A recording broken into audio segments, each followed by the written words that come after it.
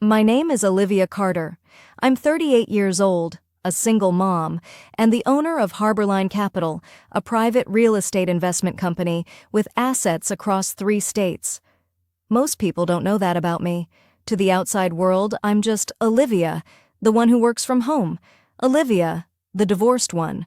Olivia, the quiet one. And honestly, I prefer it that way, because people reveal their true colors when they think you're insignificant. And this story?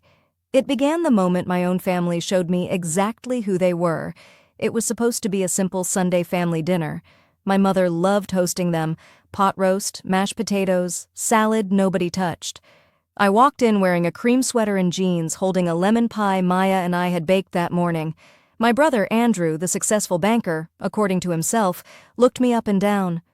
"Oh, good, Olivia's here," he said.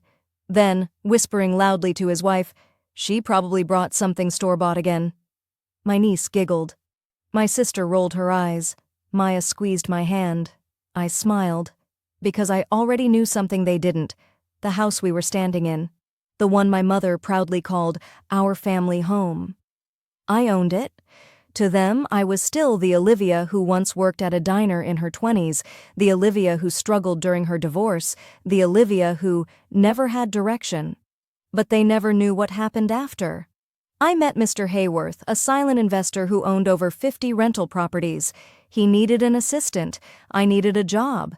Instead, I received an education: how cash flow works, how to buy defaulted mortgages, how to identify properties before the banks list them, how to build a portfolio in silence.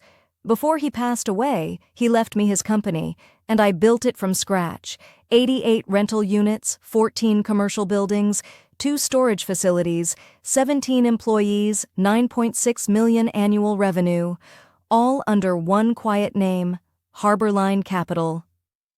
My family never asked, so I never explained.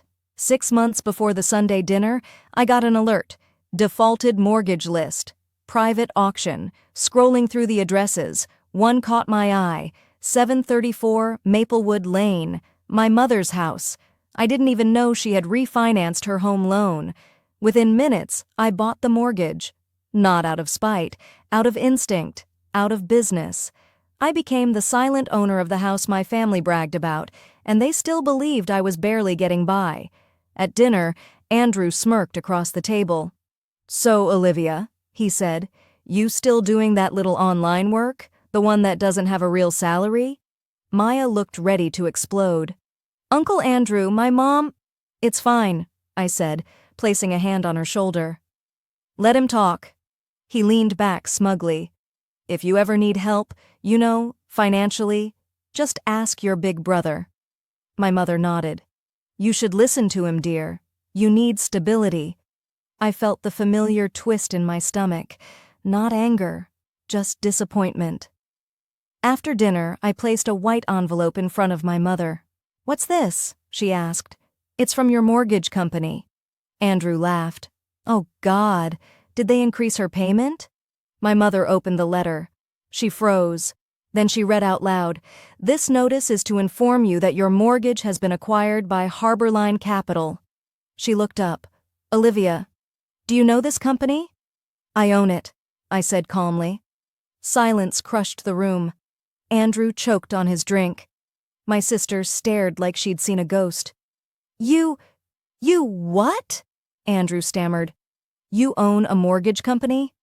"No," I corrected gently. "I own an investment firm. This house is just part of the portfolio." My mother held the letter with trembling hands. "So, you're my landlord?" "Technically," I said softly. "Yes." Andrew shot to his feet. "Why didn't you tell us? Were you trying to humiliate us?" "You do that well enough without my help," I replied. My mother whispered, "Olivia, why didn't you trust us?" I looked around the room, faces full of shock, ego, judgment. "You've spent years assuming I'm failing," I said. "Not once did any of you ask how I'm actually doing. Not once." Maya stepped forward. "My mom works harder than all of you," she said. "You just don't see it." I felt warmth spread through my chest. My daughter, the only person who ever believed in me, Andrew pulled me aside, pale and shaking. Are you raising Mom's payments? Are you taking the house? No, I said firmly. I didn't come here to punish anyone. He inhaled sharply. Then, why now? I met his eyes. Because today you reminded me that you define people by how much money they make, and I wanted you to know I never needed your definition. His shoulders sagged. Olivia, I'm sorry, I've been a bully, I finished, since we were kids. He nodded, defeated. Can we start over? I sighed softly. That depends on you. In the months after, Andrew apologized sincerely. My mother became more attentive. My sister became jealous and distant. Maya grew more confident. I stayed honest, quiet, firm.